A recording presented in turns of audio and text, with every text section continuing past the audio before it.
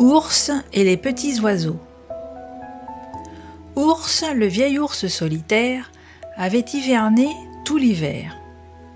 Quand, un matin, une odeur légère lui chatouilla les narines et le tira de sa torpeur. Le parfum du printemps. C'était bien l'heure de se lever.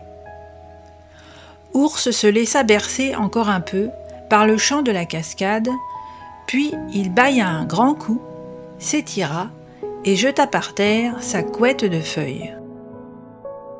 Ours habitait vraiment tout seul au fond des bois, sans amis et sans voisins. Il fit quelques exercices de gymnastique, attacha un à un les boutons de son veston et poussa la porte de sa maison. Le soleil, très doux, chauffait les premiers bourgeons. Du bout de ses chaussons, Ours toucha un petit bout de neige qui tardait à fondre. Puis, de son pas lourd, il se dirigea vers sa boîte aux lettres, en balançant sa tête d'un côté puis de l'autre. Il savait bien qu'il ne trouverait pas de courrier, puisqu'il n'attendait de nouvelles de personne. Mais qui sait ? Il ouvrit maladroitement la boîte avec ses grosses pattes et fut si surpris qu'il fit un bond en arrière. 2 petits oiseaux y avaient fait leur nid. Un papa et une maman rossignol. Ours n'aimait pas la compagnie. Il n'était pas du genre à avoir des invités. « Palsambleu, que faites-vous chez moi ?» grogna-t-il. « Faites vos bagages, zou, sauvez-vous !»« Monsieur Ours, » supplia le papa, « ce n'est pas possible. Maman Rossignol couve 3 petits œufs. 1, 2... » Mais Ours ne se laissait pas attendrir ainsi. Il ne voulait rien savoir et souffla sur les plumes. « Les bébés vont bientôt arriver, » supplia papa Rossignol. « Ils auront froid s'ils n'ont pas de toit. »« Ça, se dit Ours, je n'y avais pas pensé. » Il réfléchit un peu et lança à contre-cœur. « Alors, c'est d'accord. Attendez les bébés et ensuite, zou, envolez-vous. » Ours rentra chez lui en bougonnant. Il commença à éplucher des légumes pour sa soupe. Mais bientôt, on frappa au carreau.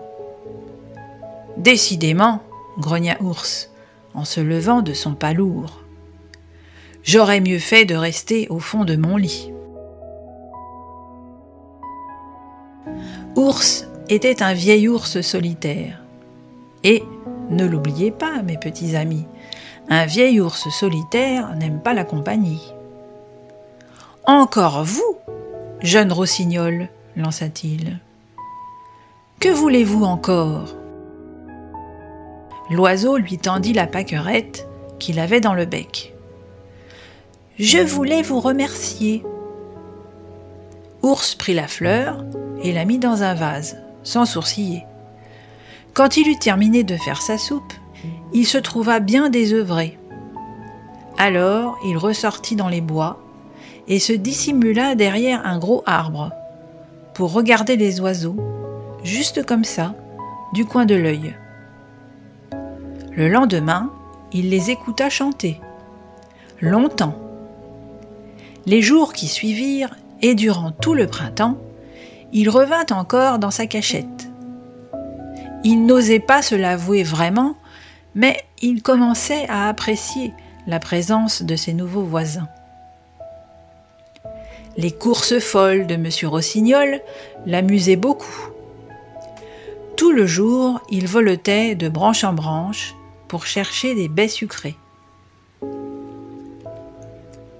Un soir, Ours croisa le regard de l'oiseau et osa lui demander des nouvelles des petits œufs, juste comme ça. Il était en fait très impatient de les voir éclore. « C'est long d'attendre des bébés, pensa-t-il. Nous sommes presque en été. » Pour passer le temps, Il rafistola un peu le toit de la boîte aux lettres et tricota 3 petits bonnets de laine. Et un beau jour, toc toc, Papa Oiseau frappa au carreau. Ours se précipita dehors sans veston ni chaussons. Jamais il n'avait vu d'aussi joli bébé. Ours prit sa voix la plus douce. « N'ayez pas peur de mes griffes, je suis un gentil ours. Je n'ai pas l'habitude des mots doux, mais je vous aime beaucoup. » Ce soir-là, Ours partagea sa compote au miel avec toute la petite famille.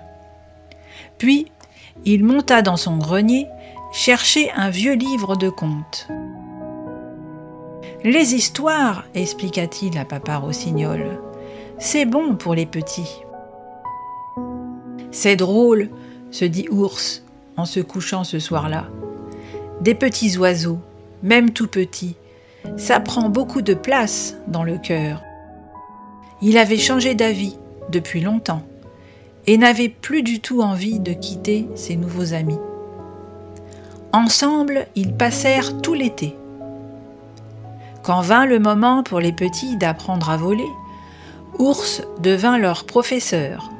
« Regardez, disait-il, battez des ailes, faites comme moi. » Un jour où les petits allèrent plus loin, il eut soudain peur de les voir partir vraiment. Il cria « Revenez, voyons, vous pourriez vous perdre. » Un matin, alors qu'il faisait plus frais, il trouva la famille Oiseau en train de faire ses bagages. « Ah non !» grogna Ours. C'était la fin de l'été. « Nous allons partir, Ours, dit Papa Oiseau, car l'hiver n'est pas bon pour les petits oiseaux. Pour vous remercier, nous avons fait ce bouquet. » Ours prit les fleurs et les serra contre son cœur, puis il inclina tristement sa grosse tête. « Comment vais-je faire sans vous ? » « Toi, Ours, tu vas bientôt hiverner, dit Maman Oiseau. Et au printemps prochain, nos chants te réveilleront. Tu enfileras tes chaussons, ton veston. Tu sortiras de la maison et, dans ta boîte aux lettres, nous serons là. Vous pensez bien, mes petits amis, que cet hiver-là, Ours fit des rêves merveilleux. Fin de l'histoire.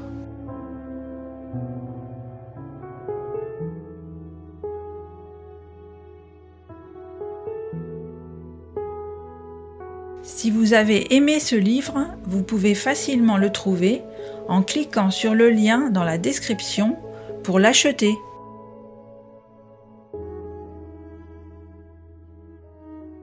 Et pour ne louper aucune histoire, vous pouvez vous abonner à la chaîne, activer la cloche pour être informé des nouveautés et mettre un pouce en l'air. À très bientôt les amis!